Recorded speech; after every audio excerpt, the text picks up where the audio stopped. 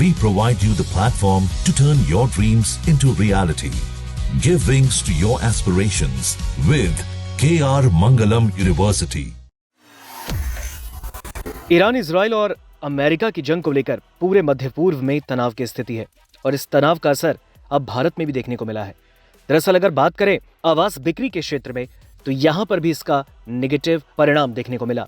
दरअसल दिल्ली एनसीआर में जनवरी से लेकर मार्च में घरों की बिक्री में तिमाही आधार पर करीब 17% की गिरावट दर्ज की गई है। ये पश्चिमी एशिया में चल रहे संघर्ष के कारण नकारात्मक यानी नेगेटिव धारणा के चलते हुआ है। बताया जा रहा है कि अब ये 17% घटकर लगभग 16,000 इकाई रह गई। रियल एस्टेट क्षेत्र की परामर्श कंपनी एनारॉक ने इस बात की जानकारी दी है। हालांकि इस बारे में यह भी बताया जा रहा है कि सालाना आधार पर मांग में 44% की बढ़ोतरी दर्ज हुई है, जिसका कारण पिछले साल का निचला आधार प्रभाव है। रिपोर्ट के मुताबिक दिल्ली एनसीआर में जनवरी से लेकर मार्च की मौजूदा समय अवधि के दौरान घरों की बिक्री 15,985 इकाई रही, जो इससे पिछली तिमाही के 19,925 इकाई की तुलना में लगभग 17% कम है। दिल्ली एनसीआर में बिक्री पिछले साल की जनवरी मार्च अवधि में 11,120 इकाई की तुलना में 44% बढ़ी है। एनारॉक के चेयरमैन का कहना है कि भारत के आवास क्षेत्र के दीर्घकालिक बुनियादी सिद्धांत मजबूत बने हैं, लेकिन ईरान के जंग के अल्पकालिक प्रभाव पहली तिमाही में साफ तौर पर देखने को मिले हैं। आंकड़े बताते हैं कि जनवरी से मार्च के दौरान टॉप 7 शहरों में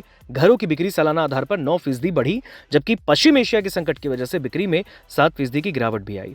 तिमाही के दौरान इन 7 शहरों में घरों की बिक्री बढ़कर 1,01,615 इकाई रही और एक साल पहले समान अवधि में यह आंकड़ा 93,280 इकाई का था। अगर पैसों की बात से देखें तो मूल्य के लिहाज से जनवरी से मार्च में घरों की बिक्री 6% बढ़कर 1.51 लाख करोड़ रुपए हो गई, जो कि एक साल पहले इसी अवधि में 1.42 लाख करोड़ रुपए थी।